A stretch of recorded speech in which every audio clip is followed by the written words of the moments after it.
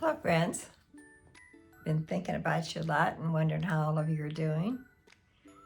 Um, you know, I'm just wondering if all of you are thinking about spring and putting in a garden. And I used to put in a really large garden because I lived out in the country, but now, since I'm retired and living on a golf course, it's really not much place to put a garden.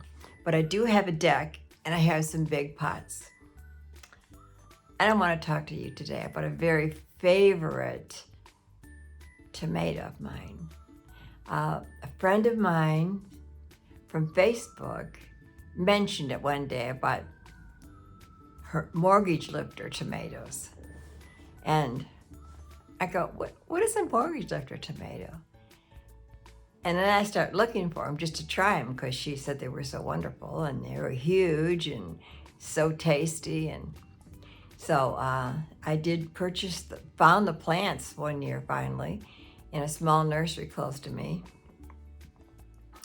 And then I saved the seeds and had been growing them almost every year after and given the seedlings to friends of mine who all fell in love with the mortgage lifter.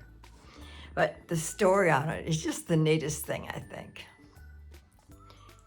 All right.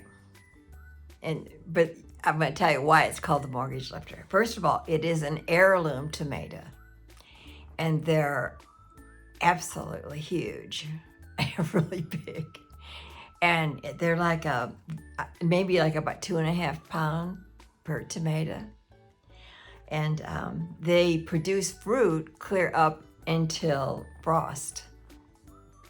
Yeah, Johnson, which he hand pollinated using a baby syringe. Okay. I got all these notes here, guys. So, okay. And he saved the seeds for 6 years, and he was cross-pollinating the best seedlings. He saved those, and then he would cross-pollinate them. And then in the 1940s, he sold the plants for $1 each, and the people came as far away as 200 miles to buy the seedlings. Charlie paid off his $6,000 loan, which was a lot in those days, in 6 years. It took him 6 years, but by these little seedlings, he paid off his loan. That's why it's called the mortgage lifter. So if you want to start the seeds indoors, you can buy a packet of them, probably order them on Amazon or something like that, or any kind of seed catalog. I haven't found the seeds in like Home Depot or places where they sell seeds. I haven't found them there. Now, you can find the mortgage lifter plants, the seedlings, in the spring in some of the stores, but you really got to look and go out early. Call them, the local nursery, and find out when they'll be coming in. Their stock will be coming in, the tomato plants. And because I found one last year, and my sister was with me, and she was wanting one, and I let her have it because I thought that some of the tomatoes that came up volunteer in my garden from last year, one of them was a mortgage lifter, but it wasn't. So you want to start your seeds indoors 6 to 8 weeks before the last frost date. Anyways, I just hope you'll share with me if you do start the seeds or you buy the seedlings, and let me know.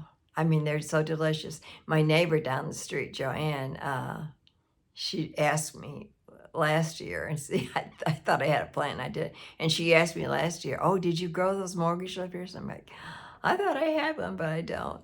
So anyway, she really missed them because she loved them. This is the best tomato I've ever ate. Okay. So I thought maybe, I think I should talk to you about one thing. If you're going to start them inside, this is a little tip. I did take a Master Gardener's course, so I know a little bit, but most of the stuff you're going to learn on your own by trial and error. But if you get disposable cups, fill it about half full of soil, not full, half full.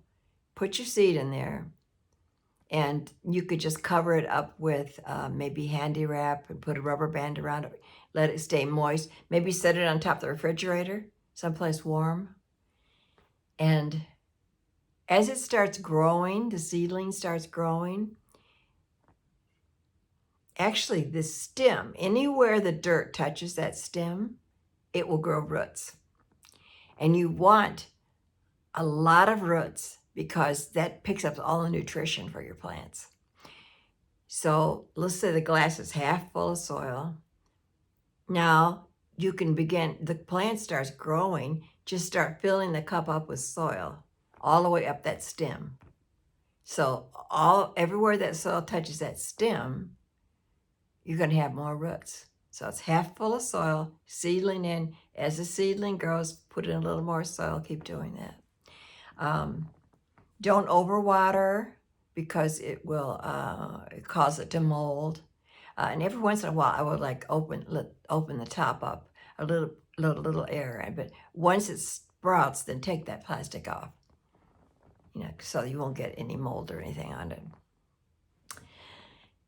Okay, so if I've got this book I showed before that Bill bought for me, Jesus Listens.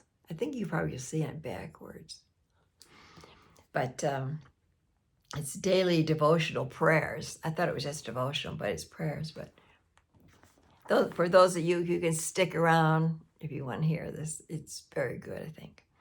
But okay, this is the prayer. It says, "My living Savior, your word shows me that it's possible for your followers to be joyful and afraid at the same time. When an angel told the woman who came to your tomb that you had risen from the dead, they were afraid, yet filled with joy. So I don't have to let fear keep me from experiencing the joy of your presence. This pleasure is not a luxury reserved for times when my problems and the crisis in the world seem under control. Your loving presence is mine to enjoy today, tomorrow, and forever. Lord, help me not to give up in joyless living by letting worries about the present or the future weigh me down. Instead, I need to remember that neither the present nor the future, nor any powers, neither height nor depth, nor anything else in all creation will be able to separate me from your love. I'm thankful that I can talk freely with you about my fears, expressing my thoughts and feelings candidly. As I relax in your presence and entrust all my concerns to you, please bless me with your joy, which no one can take away from me. In your delightful name, Jesus. Amen." God bless all of you. Don't forget to subscribe, because I know there's a lot of people who've been watching me for a while but haven't subscribed, and I could use that. Okay, bye, you guys. Love you.